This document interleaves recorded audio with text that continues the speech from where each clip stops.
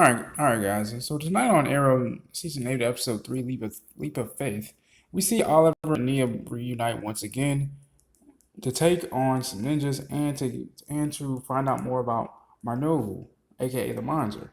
So they have to reach out to old friends. This happens to be Talia Al Ghul. But before they can get to what the information that they need, Talia tells them, "Look, I may not have what you need, but there is a journal that the first Raj Al Ghul, Faith Al Ghul, created."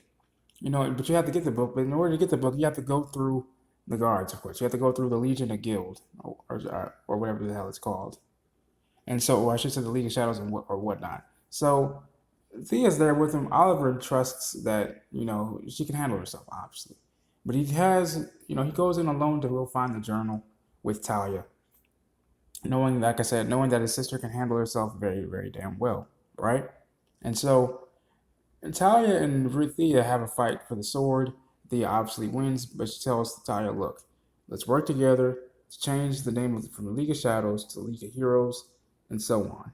Now, mind you, what happens, and I love the final scene of tonight's episode. Tonight's episode about the very final scene amazed me because present day 2040 of Team Arrow, Mia, Connor, William, and Zoe, they finally interact.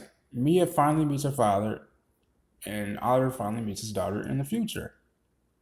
And so, now mind you, let me get you into present day. The Deathstrokes versus the new Team Arrow, it gets pretty damn high, very, very, very serious because Mia lets fear, and this is a common theme amongst the titular characters in the Arrow universe, and in particular, the series of Arrow.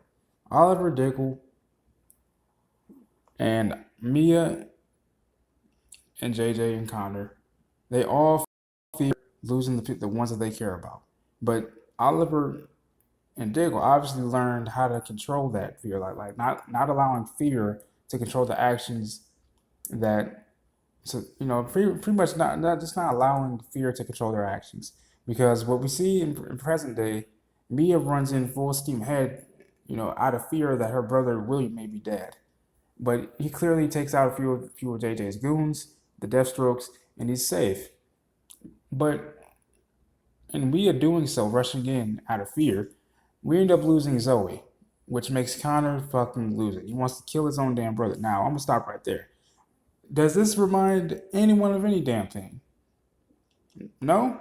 It reminds me of season 4 of Arrow when Andy and Diggle were pretty much fighting to the death because Damien Dark made Andy, which is John's brother, helped Damien Dark.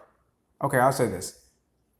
The parallels between JJ and Connor remind me of John Diggle and Andy having that whole clash right there. You know what I'm saying? And so, if you guys don't know, Damien Dark mind controlled Andy into actually helping him kill Laurel Lance, and Diggle actually ended up having to kill his brother. Now JJ is about to now JJ is about to kill Connor when all of a sudden they get hit by this blinding light. This blinding light is how Mia and Oliver meet each other. So I look forward to next week's episode, as well as Diggle helping his sons squash their beef once and for all, getting in Connor's head to stop him to stop his foolishness and so on, right? And with that being said, it really makes me think, okay, how is this all gonna go? Because I remember hearing Talia tell Oliver, it's best, the past helps us learn and prepare for the future. But don't try to change the past because so we don't know because we spent so many. Okay, I know the quote that Talia told Oliver, but I'm trying to find the best way to paraphrase it or quote it, I should say. She ain't said something to the variation of Oliver. Maybe the times that we've failed at attempting to correct the past, maybe that's a sign telling us that we can't that we that we should just prepare for the future, or however the hell she said it. I apologize for butchering that whole damn thing. I'm sorry. Anyway, I think you know next week's episode is really gonna be it's gonna be a lot of revelations, man. Not to mention, this season has really got back to the swing of things. It's pretty much this last season has done justice for every damn season of Arrow.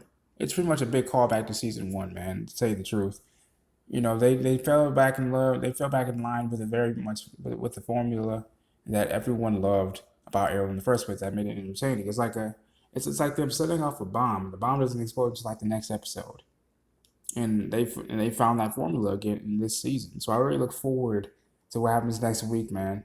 This has been your boy Shafferspeeks. I'm sorry for the babbling. Peace and love.